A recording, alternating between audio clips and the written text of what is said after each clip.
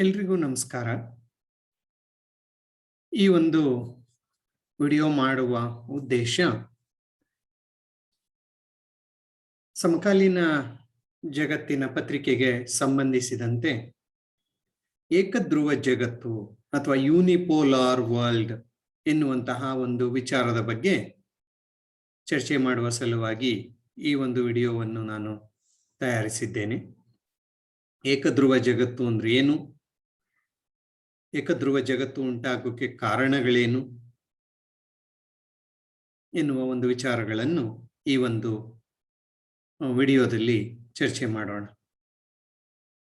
ಏಕಧ್ರುವೀಕರಣ ಅಂದ್ರೆ ಅಥವಾ ಏಕಧ್ರುವ ಜಗತ್ತು ಅಂದ್ರೆ ಪ್ರಪಂಚದ ಒಂದು ರಾಜಕೀಯ ಶಕ್ತಿ ಎಲ್ಲ ಒಂದೇ ರಾಷ್ಟ್ರದಲ್ಲಿ ಕೇಂದ್ರೀಕೃತವಾಗಿರುವುದು ಎನ್ನುವ ಅರ್ಥ. ಅಂದ್ರೆ ಪ್ರಪಂಚದ ವಿದ್ಯಮಾನಗಳ ಬಗ್ಗೆ ತೀರ್ಮಾನವನ್ನು ಕೈಗೊಳ್ಳುವಂತಹ ಒಂದು ಅಧಿಕಾರ, ಶಕ್ತಿ ಯಾವುದೋ ಒಂದು ದೇಶದಲ್ಲಿ ಕೇಂದ್ರೀಕೃತವಾಗಿದ್ರೆ ಅದನ್ನು ನಾವು ಏಕಧ್ರುವೀಕರಣ ಅಥವಾ ಏಕಧ್ರುವ ಜಗತ್ತು ಅಂತ ನಾವು ಕರಿತೇವೆ. ನಿಮ್ಗೆಲ್ಲ ಗೊತ್ತಿದೆ, 1991ರಲ್ಲಿ ಸೋವಿಯತ್ ಒಕ್ಕೂಟ ಪತನವಾಯಿತು. ಸೋವಿಯತ್ ಒಕ್ಕೂಟದ ಪತನದೊಂದಿಗೆ ಈ ಪ್ರಪಂಚ ಏಕಧ್ರುವೀಕರಣಗೊಂಡಿತು. It became unipolar, world became unipolar, ಏಕಧ್ರುವೀಕರಣವಾಯಿತು. ಅಂದ್ರೆ ಪ್ರಪಂಚದ ರಾಜಕೀಯ ನಾಯಕತ್ವ ಎನ್ನುವುದು ಕೇವಲ ಒಂದು ರಾಷ್ಟ್ರದಲ್ಲಿ ಕೇಂದ್ರೀಕೃತವಾಯಿತು. ಆ ದೇಶವೇ ಅಮೆರಿಕ.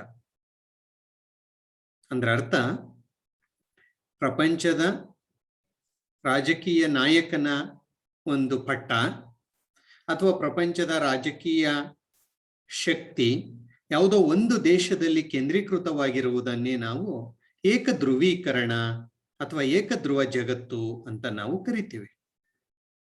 ಇದು 1991ರ ನಂತರ ಆದಂತಹ ಒಂದು ಘಟನೆ, ಹೆಚ್ಚು ಕಡಿಮೆ ಒಂದು 30 ವರ್ಷಗಳ ಹಿಂದೆ ನಡೆದಂತಹ ಒಂದು ಘಟನೆ. ಇವತ್ತು ಜಗತ್ತು ಏಕಧ್ರುವವಾಗಿದೆ.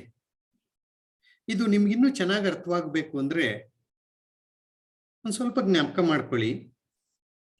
ದ್ವಿತೀಯ ಮಹಾಯುದ್ಧಕ್ಕೆ ಮುನ್ನ ಇಂಗ್ಲೆಂಡ್ ಪ್ರಪಂಚದಲ್ಲಿ ಒಂದು ಬಲಿಷ್ಠ ದೇಶವಾಗಿತ್ತು. ಪ್ರಪಂಚದ ಹಲವಾರು ಭಾಗಗಳಲ್ಲಿ ವಸಾಹತುಗಳನ್ನು ಹೊಂದಿ ಆರ್ಥಿಕವಾಗಿ ಸದೃಢವಾಗಿದ್ದಂತಹ ಒಂದು ದೇಶ.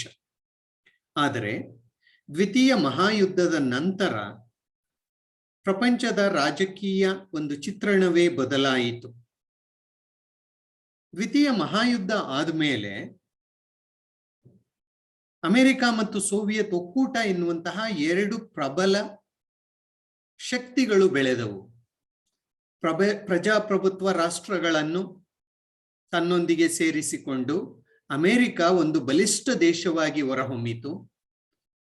ಪ್ರಜಾಪ್ರಭುತ್ವ ಬಣವಾಗಿ ರೂಪುಗೊಂಡಿತು. ಪ್ರಜಾಪ್ರಭುತ್ವವನ್ನು ಪ್ರಪಂಚದಲ್ಲಿ ರಕ್ಷಣೆ ಮಾಡುವ ಒಂದು ಉದ್ದೇಶವನ್ನು ಅದು ಹೊಂದಿತು. ಅದು ಒಂದು ಬಣ, ಅದು ಒಂದು ಗುಂಪು.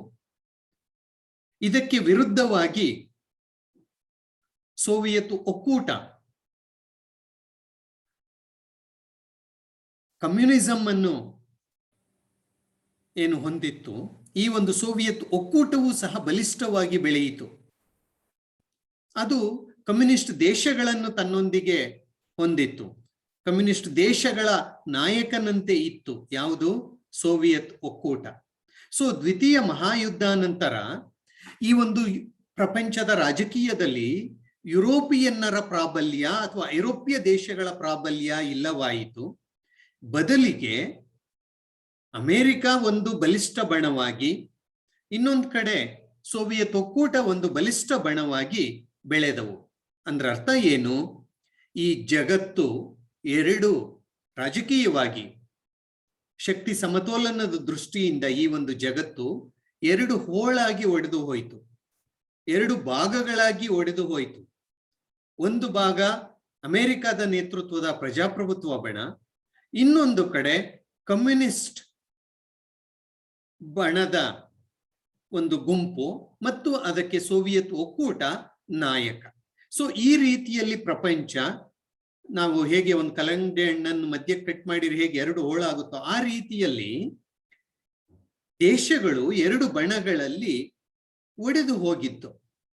ಸೊ ಈ ರೀತಿ ಪ್ರಪಂಚದ ರಾಜಕೀಯ ಶಕ್ತಿ ದ್ವಿತೀಯ ಮಹಾಯುದ್ಧ ನಂತರ ಎರಡು ಶಕ್ತಿ ಬಣಗಳಲ್ಲಿ ಸಮಾನವಾಗಿ ಹಂಚಿಕೆಯಾದ ಒಂದು ಪ್ರಕ್ರಿಯೆಯನ್ನೇ ನಾವು ದ್ವಿಧ್ರುವೀಕರಣ ಅಂತ ಕರಿತೀವಿ. ಅಂದ್ರೆ ಎರಡು ಧ್ರುವಗಳಲ್ಲಿ, ಎರಡು ಭಾಗಗಳಲ್ಲಿ, ಎರಡು ಕೇಂದ್ರಗಳಲ್ಲಿ ಪ್ರಪಂಚದ ರಾಜಕೀಯ ಶಕ್ತಿ ಎನ್ನುವುದು ಒಡೆದು ಹೋಗಿತ್ತು. ಇದನ್ನು ದ್ವಿಧ್ರುವೀಕರಣ ಅಂತ ನಾವು ಹೇಳ್ತೇವೆ. ಅಂದ್ರೆ 1945ರಿಂದ 1991ರವರೆಗೆ ಈ ಒಂದು ಪ್ರಪಂಚದಲ್ಲಿ ಯಾವುದೋ ಒಂದು ಬಣದ ಒಂದು ಪ್ರಾಬಲ್ಯ ಎನ್ನುವುದು ಇರಲಿಲ್ಲ.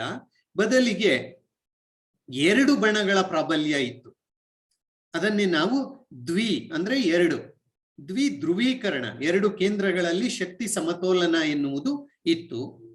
ಶಕ್ತಿ ಎನ್ನುವುದು, ರಾಜಕೀಯ ಶಕ್ತಿ ಎನ್ನುವುದು, ರಾಜಕೀಯ ಅಧಿಕಾರ ಎನ್ನುವುದು ಹಂಚಿ ಹೋಗಿತ್ತು. ಅದನ್ನು ನಾವು ದ್ವಿಧ್ರುವೀಕರಣ ಅಂತ ನಾವು ಕರಿತೇವೆ.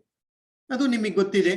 ಈ ರೀತಿಯ ದ್ವಿಧ್ರುವೀಕರಣವಾದ್ದರಿಂದ ಈ ಎರಡೂ ಬಣಗಳ ನಡುವೆ ಪೈಪೋಟಿ, ಅಧಿಕಾರಕ್ಕಾಗಿ ಪೈಪೋಟಿ, ಸ್ಥಾನಮಾನಕ್ಕಾಗಿ ಪೈಪೋಟಿ ಎನ್ನುವುದು ಆರಂಭವಾಯಿತು. ಅದೇ ಮುಂದೆ ನಾವು ಶೀತಲ ಸಮರ ಅಂತ ನಾವು ಕರೆದಿದ್ದೀವಿ. ಎರಡೂ ಸಹ ಎಲ್ಲಾ ಕ್ಷೇತ್ರಗಳಲ್ಲಿ ಪ್ರಬಲ ಸ್ಪರ್ಧೆಯನ್ನು ನೀಡುವ ಪ್ರಯತ್ನವನ್ನು ಮಾಡ್ದೋ, ಎಲ್ಲಾ ಕಡೆ ತಮ್ಮ ಪ್ರಾಬಲ್ಯವನ್ನು ಸ್ಥಾಪಿಸುವಂತಹ ಪ್ರಯತ್ನವನ್ನು ಅವು ಮಾಡ್ದೋ. ಹೀಗಿರ್ಬೇಕಾದ್ರೆ 1991ರಲ್ಲಿ ಸೋವಿಯತ್ ಒಕ್ಕೂಟ ಮುರಿದು ಬಿತ್ತು. ಸೋವಿಯತ್ ಒಕ್ಕೂಟ ಪತನವಾಯಿತು. ಆ ಸೋವಿಯತ್ ಒಕ್ಕೂಟದ ಪತನಕ್ಕೆ ಈಗಾಗಲೇ ನಾವು ಹಿಂದಿನ ಒಂದು ತರಗತಿಯಲ್ಲಿ ನಾವು ಮಾತನಾಡಿದ್ದೇವೆ. ಹಲವಾರು ತನ್ನದೇ ಆದಂತಹ ಒಂದು ಕಾರಣಗಳಿಂದ ಸೋವಿಯತ್ ಒಕ್ಕೂಟ ಪತನವಾಯಿತು. 1991 ಡಿಸೆಂಬರ್ 31ರಂದು ವಿದ್ಯುಕ್ತವಾಗಿ ಸೋವಿಯತ್ ಒಕ್ಕೂಟ ಪತನವಾಯಿತು. ಆ ಸೋವಿಯತ್ ಒಕ್ಕೂಟದ ಬದಲಿಗೆ ಅಲ್ಲಿ 15 ಗಣರಾಜ್ಯಗಳು ಬೇರೆ ಬೇರೆಯಾದವು.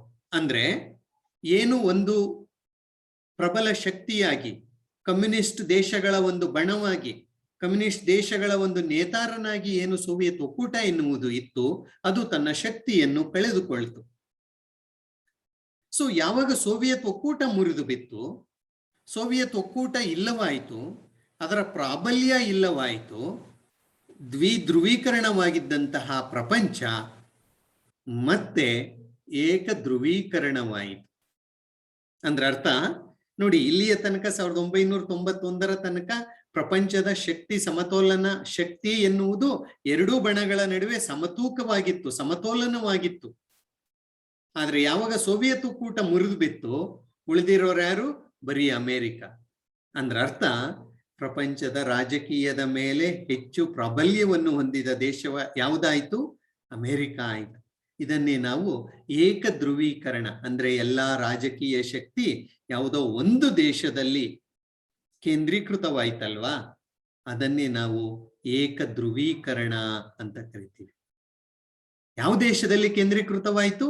ಅಮೆರಿಕದಲ್ಲಿ ಕೇಂದ್ರೀಕೃತವಾಯಿತು. ಸೊ ಹಾಗಾಗಿ ಇವತ್ತು ದ್ವಿಧ್ರುವೀಕರಣ ಇಲ್ಲ, ಬದಲಿಗೆ ಏಕ ಧ್ರುವ ಜಗತ್ತು ಆಗಿದೆ. ಜಗತ್ತು ಏಕ ಧ್ರುವೀಕರಣಗೊಂಡಿದೆ ಅನ್ನುವುದು ನಮ್ಮ ಗಮನದಲ್ಲಿ ಇರಬೇಕು. ಆ ಪ್ರಾಬಲ್ಯ ಹೊಂದಿರುವ ದೇಶ ಯಾವುದು? ಅಮೆರಿಕ. ಒಂದು ರೀತಿಯಲ್ಲಿ ನಾವು ಸಾಮಾನ್ಯವಾಗಿ ಅಮೆರಿಕ ದೊಡ್ಡಣ್ಣ ಅಂತಾನೆ ನಾವು ಹೇಳ್ತೀವಿ ಪ್ರಪಂಚದ ರಾಜಕೀಯ ವಿದ್ಯಮಾನಗಳನ್ನು ವಿಶ್ಲೇಷಣೆ ಮಾಡುವಂತಹ ಒಂದು ಸಮಯದಲ್ಲಿ. ನಿಜ, America is playing a very important role in world politics. ವಿಶ್ವಸಂಸ್ಥೆಯಲ್ಲಿಯೂ ಅದರ ಪ್ರಾಬಲ್ಯ ಹೆಚ್ಚಾಗಿದೆ. ಬೇರೆ ಬೇರೆ ದೇಶಗಳಲ್ಲಿ ಪ್ರಜಾಪ್ರಭುತ್ವಕ್ಕೆ ಹಾನಿಯಾದಾಗ ಅಲ್ಲಿಗೆ ವಿಶ್ವಸಂಸ್ಥೆಯ ನೇತೃತ್ವದಲ್ಲಿ ಸೈನ್ಯವನ್ನು ಕಳುಹಿಸಿ ಪ್ರಜಾಪ್ರಭುತ್ವವನ್ನು ರಕ್ಷಿಸುವಂತಹ ಒಂದು ಕೆಲಸವನ್ನು ಅದು ಮಾಡ್ತಾ ಇದೆ. ಅಫ್ಘಾನಿಸ್ತಾನದಲ್ಲಿ ಅದರ ಪಾತ್ರ ನಿಮಗೆ ಗೊತ್ತೇ ಇದೆ. ಇತ್ತೀಚೆಗಷ್ಟೇ 15ನೇ ಜುಲೈ 15ರಿಂದ ಅಫ್ಘಾನಿಸ್ತಾನದಲ್ಲಿದ್ದ ತನ್ನ ಸೇನೆಯನ್ನು ಸಹ ಅದು ವಾಪಸ್ ಪಡೆದುಕೊಳ್ತು. ಅಂದ್ರೆ ಅಫ್ಘಾನಿಸ್ತಾನದಲ್ಲಿ ಪ್ರಜಾಪ್ರಭುತ್ವ ಸರ್ಕಾರವನ್ನು ಸ್ಥಾಪನೆ ಮಾಡುವ ನಿಟ್ಟಿನಲ್ಲಿ ಅದು ಬಹುದೊಡ್ಡ ಪ್ರಯತ್ನವನ್ನು ಮಾಡ್ತು. ಅಂದ್ರೆ ಅರ್ಥ ನಾನೇನ್ ಹೇಳ್ತಾ ಇದ್ದೀನಿ ಅಂದ್ರೆ, ಅಮೆರಿಕ ಕೇವಲ ಒಂದು ಬಲಿಷ್ಠ ಬಣವಾಗಿ ಇವತ್ತು ಉಳ್ಕೊಂಡಿದೆ. ಅದನ್ನು ನಾವು ಏಕಧ್ರುವೀಕರಣ ಅಂತ ಕರಿತೀವಿ. ಸೊ ಈ ಏಕಧ್ರುವೀಕರಣಕ್ಕೆ ಕಾರಣಗಳೇನು ಅಂತ ನಾವು ನೋಡ್ತಾ ಹೋದ್ರೆ, ಒಂದು ಸೋವಿಯತ್ ಒಕ್ಕೂಟದ ಪತನ. ಸೋವಿಯತ್ ಒಕ್ಕೂಟದ ಪತನದಿಂದ ಕಮ್ಯುನಿಸಂ ಸಹ ತನ್ನ ಪ್ರಾಬಲ್ಯವನ್ನು ಕಳೆದುಕೊಳ್ತು. ಹಾಗಾಗಿ ಅಮೆರಿಕ ಮಾತ್ರ ಉಳ್ಕೊಳ್ತು. ಹಾಗಾಗಿ ಅದು ಏಕಧ್ರುವವಾಯಿತು. ಎರಡನೆಯದಾಗಿ ಶೀತಲ ಸಮರದ ಅಂತ್ಯ. ಸೋವಿಯತ್ ಒಕ್ಕೂಟದ ಪತನದೊಂದಿಗೆ ಶೀತಲ ಸಮರವೂ ಇಲ್ಲವಾಯಿತು. ಏಕೆಂದ್ರೆ 1991 ತನಕ ಸೋವಿಯತ್ ಒಕ್ಕೂಟ ಮತ್ತು ಅಮೆರಿಕ ಬಣಗಳ ನಡುವೆ ಒಂದು ರೀತಿಯ ಅಘೋಷಿತವಾದಂತಹ ಒಂದು ಹೋರಾಟ ಎನ್ನುವುದು ನಡೀತಾ ಇತ್ತು. ಆದ್ರೆ ಯಾವಾಗ ಸೋವಿಯತ್ ಒಕ್ಕೂಟ ಮುರಿದು ಬಿತ್ತು, ಶೀತಲ ಸಮರವೂ ಇಲ್ಲದಂತಾಯಿತು. There is no cold war. Cold war ended with the collapse of Soviet Union. So ಅದು ಒಂದು ಕಾರಣ. ಮೂರನೆಯ ಒಂದು ಕಾರಣ, ಪೂರ್ವ ಯುರೋಪಿನ ದೇಶಗಳಲ್ಲಿ ಪ್ರಜಾಪ್ರಭುತ್ವ ಸರ್ಕಾರ ಸ್ಥಾಪನೆಯಾಯಿತು. ನೋಡಿ, ಈ ಪೂರ್ವ ಯುರೋಪಿನ ದೇಶಗಳು ಅಂದ್ರೆ ಬಲ್ಗೇರಿಯಾ, ರುಮೇನಿಯಾ, ಹಂಗೇರಿ, ಈ ಎಲ್ಲ ದೇಶಗಳೇನಿದ್ದ, ಜೆಕೋಸ್ಲೋವೇಕಿಯಾ, ಇವೆಲ್ಲ ಪೂರ್ವ ಯುರೋಪಿನ ದೇಶಗಳು ಅಂತ ನಾವೇನ್ ಕರಿತೀವಿ. ಅಲ್ಲಿ ರಷ್ಯಾದ ಒಂದು ಪ್ರಭಾವದಿಂದ ಕಮ್ಯುನಿಸ್ಟ್ ಸರ್ಕಾರಗಳು ಜಾರಿಗೆ ಬಂದಿದ್ದು. ಆದರೆ 1990 ಹೊತ್ತಿಗೆ ಅಲ್ಲಿಯೂ ಸಹ ಕಮ್ಯುನಿಸ್ಟ್ ಆಡಳಿತ ಮುರಿದು ಬಿತ್ತು, ಕಮ್ಯುನಿಸ್ಟ್ ಸರ್ಕಾರಗಳು ಮುರಿದು ಬಿದ್ದು ಪ್ರಜಾಪ್ರಭುತ್ವ ಸರ್ಕಾರ ಸ್ಥಾಪನೆಯಾಯಿತು. ಅಂದ್ರೆ ಎಲ್ಲೋ ಒಂದ್ ಕಡೆ ಕಮ್ಯುನಿಸಂ ತನ್ನ ಪ್ರಾಬಲ್ಯವನ್ನು ಸಂಪೂರ್ಣವಾಗಿ ಕಳೆದುಕೊಳ್ತು. ಹಾಗಾಗಿ ಅಮೆರಿಕಾದ ಕೈ ಮೇಲಾಯಿತು, ಏಕಧ್ರುವೀಕರಣವಾಯಿತು ಅಂತ ಹೇಳ್ಬೋದು. ಇನ್ನೊಂದು ಕಾರಣ, ರಷ್ಯಾದ ಗಣರಾಜ್ಯಗಳು ಆರ್ಥಿಕ ನೆರವಿಗಾಗಿ ಅಮೆರಿಕ ಮತ್ತು ಪಾಶ್ಚಾತ್ಯ ದೇಶಗಳ ಕಡೆಗೆ ಅವಲಂಬನೆ. ಈ ಸೋವಿಯತ್ ಒಕ್ಕೂಟ ವಿಘಟನೆಯಾಯಿತು, 15 ಗಣರಾಜ್ಯಗಳು ಪ್ರತ್ಯೇಕವಾದವು ಅಂತ ನಾನು ಹೇಳಿದ್ದೀನಿ. ಅದರಲ್ಲಿ ರಷ್ಯಾ ಬಹುದೊಡ್ಡ ಗಣರಾಜ್ಯ. ರಷ್ಯಾವನ್ನು ಬಿಡಿ, ರಷ್ಯಾವನ್ನು ಬಿಟ್ಟರೆ ಇತರೆ ಹಲವಾರು ಗಣರಾಜ್ಯಗಳು, ಅದು ಅಜರ್ಜಬಾನ್ ಇರ್ಬೋದು, ಲ್ಯಾಟ್ವಿಯಾ ಇರ್ಬೋದು, ಲಿಥುವೇನಿಯಾ ಇರ್ಬೋದು, ಎಸ್ಟೋನಿಯಾ ಇರ್ಬೋದು, ಕಜಕಿಸ್ತಾನ ಇರ್ಬೋದು, ಹೀಗೆ ಆ 14 ಗಣರಾಜ್ಯಗಳು ಸಣ್ಣ ಸಣ್ಣ ಗಣರಾಜ್ಯಗಳು. ಅವು ಏನು ಆರ್ಥಿಕವಾಗಿ ಸಂಪೂರ್ಣವಾಗಿ ಸುಸ್ತಾಗೋಗಿದ್ದೋ, ಆರ್ಥಿಕ ಪುನಶ್ಚೇತನಕ್ಕೆ, ಆರ್ಥಿಕ ಬೆಳವಣಿಗೆಗಾಗಿ ಅವು ಅಮೆರಿಕ ಮತ್ತು ಪಾಶ್ಚಾತ್ಯ ದೇಶಗಳ ಕಡೆಗೆ ಅವಲಂಬನೆಯನ್ನು ಮಾಡಿಕೊಂಡ 91 ತರುವಾಯ. ಅಂದ್ರ ಅರ್ಥ ನೋಡಿ, ಒಂದು ಕಾಲದಲ್ಲಿ ಸೋವಿಯತ್ ಒಕ್ಕೂಟದ ಭಾಗವಾಗಿದ್ದಂತಹ ಈ ದೇಶಗಳು ಇವತ್ತು ಅಮೆರಿಕಾದಿಂದ ಆರ್ಥಿಕ ನೆರವಿಗಾಗಿ ಬೇಡಿಕೆ ಇಡುವ ದೇಶಗಳಾಗಿ ಮಾರ್ಪಟ್ಟವು. ಹಾಗಾಗಿ who has become supreme, who has become more powerful, ಯಾರು ಪ್ರಬಲರಾಗಿದ್ದಾರೆ? ಅಮೆರಿಕ. ಅಂದ್ರೆ ಅದು ಎಲ್ಲ ಶಕ್ತಿ ಅಲ್ಲಿ ಕೇಂದ್ರೀಕೃತವಾಗಿದೆ ಎನ್ನುವ ಅರ್ಥ. ಆಮೇಲೆ ಅಮೆರಿಕ ಬಹುದೊಡ್ಡ ಶಕ್ತಿಯಾಗಿ ಉಳ್ಕೊಂಡಿದೆ. It has remained as a super power. ಬಲಿಷ್ಠ ಶಕ್ತಿಯಾಗಿ ಅದು ಉಳಿದಿದೆ ಇವತ್ತು. ಆಮೇಲೆ ಮತ್ತೊಂದು ಕಾರಣ ಅಂದ್ರೆ ಅಮೆರಿಕ ಅದೇ ಏಕಶಕ್ತಿಯಾಗಿ ಉಳಿದಿರೋದೇ ಒಂದು ದೊಡ್ಡ ಕಾರಣ. ಅದು ಸೋವಿಯತ್ ಒಕ್ಕೂಟದ ರೀತಿ ವಿಘಟನೆಯಾಗಲಿಲ್ಲ, ಅದು ತನ್ನ ಶಕ್ತಿಯನ್ನು ಕಳೆದುಕೊಳ್ಳಲಿಲ್ಲ. ಸೊ ಇದು 5ನೇದು ಮತ್ತು 6ನೇದು ಒಂದೇ ಪಾಯಿಂಟ್. ಅದು ಇನ್ನೊಂದು ಕಾರಣ, ಅಮೆರಿಕದ ಮೇಲೆ ತೃತೀಯ ಜಗತ್ತಿನ ದೇಶಗಳ ಅವಲಂಬನೆ. ಬಹುತೇಕ ತೃತೀಯ ಜಗತ್ತಿನ ದೇಶಗಳು, ಹಿಂದುಳಿದ ದೇಶಗಳು, ಅಭಿವೃದ್ಧಿ ಹೊಂದುತ್ತಿರುವಂತಹ ದೇಶಗಳು ಅಥವಾ ಈ ಅಲಿಪ್ತ ಕೂಟದ ದೇಶಗಳು ರಾಜಕೀಯವಾಗಿ ಅಮೆರಿಕದ ಜೊತೆ ಸೇರ್ಕೊಂಡಿದ್ದಾವೆ ಅಂತ ಹೇಳೋದಲ್ಲ, ಆರ್ಥಿಕವಾಗಿ ಅಮೆರಿಕದ ಕಡೆಗೆ ಅವಲಂಬಿತವಾಗಿದ್ದಾವೆ, ಸಹಾಯಕ್ಕಾಗಿ, ಆರ್ಥಿಕ ನೆರವಿಗಾಗಿ. ಹಾಗಾಗಿ ಯಾರು ಪ್ರಬಲರು? ಅಮೆರಿಕ ಪ್ರಬಲ. ಅದನ್ನೇ ಏಕೀಕೃತ ಏಕಧ್ರುವ ಜಗತ್ತು ಅಂತ ನಾವು ಕರೆಯೋದು. ಆಮೇಲೆ ಪ್ರಪಂಚದ ರಾಜಕೀಯದಲ್ಲಿ ಅಮೆರಿಕದ ದೊಡ್ಡಣ್ಣನ ಪಾತ್ರ ಹೆಚ್ಚಾಗ್ತಾ ಇದೆ. ದ ಬಿಗ್ ಬ್ರದರ್ಸ್ ರೋಲ್ ಅಂತ ಹೇಳ್ತಾರೆ.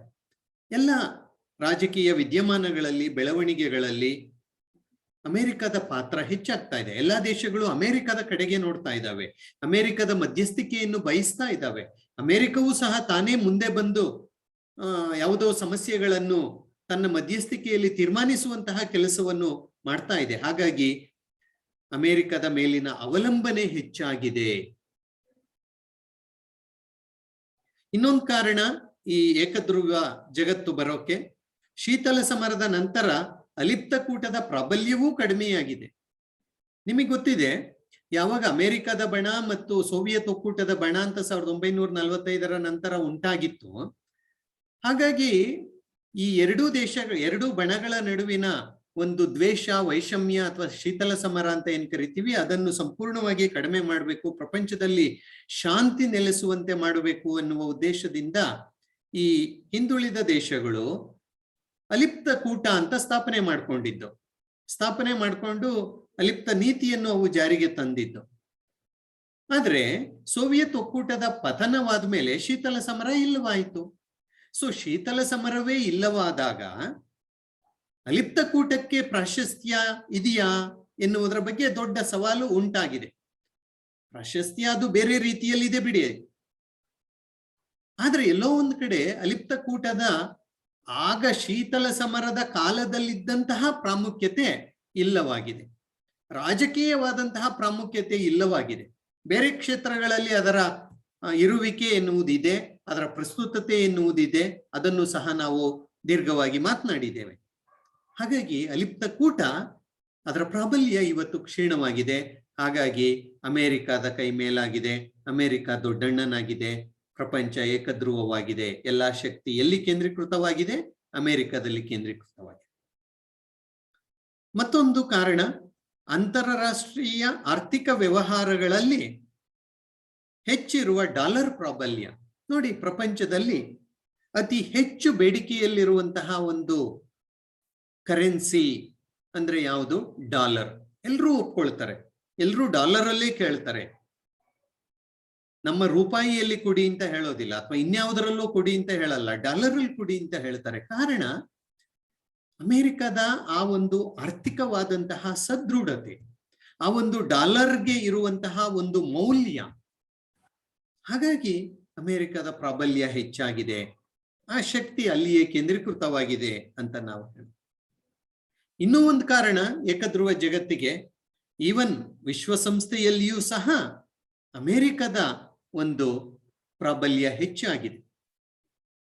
ಅಮೆರಿಕದ ಪ್ರಾಬಲ್ಯ ವಿಶ್ವಸಂಸ್ಥೆಯಲ್ಲಿಯೂ ಸಹ ಹೆಚ್ಚಾಗಿದೆ.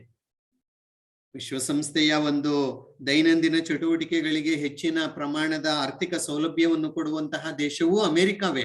ಹಾಗಂತ ಹೇಳ್ಬಿಟ್ಟು ಹೆಚ್ಚಿನ ಆರ್ಥಿಕ ಸೌಲಭ್ಯವನ್ನು ಅಮೆರಿಕ ಕೊಡುತ್ತೆ ಅಂತ ಹೇಳ್ಬಿಟ್ಟು ಅದು ಮೇಲು ಅನ್ನುವಂತಹ ಅರ್ಥ ಏನೂ ಅಲ್ಲ. ಆದರೆ ತನ್ನ ಒಂದು ವರ್ಚಸ್ಸಿನಿಂದ, ತನ್ನ ಒಂದು ಪ್ರಾಬಲ್ಯದಿಂದ, ತನ್ನ ಒಂದು ಶಕ್ತಿಯಿಂದ, ತನ್ನ ಒಂದು ಸಂಪನ್ಮೂಲಗಳಿಂದ ಅಮೆರಿಕ ಈ ರೀತಿ ಒಂದು ಬಲಿಷ್ಠವಾದ ದೇಶವಾಗಿ ವಿಶ್ವಸಂಸ್ಥೆಯ ಒಂದು ವೇದಿಕೆಯಲ್ಲಿಯೂ ಸಹ ಹೊರಹೊಮ್ಮಿದೆ.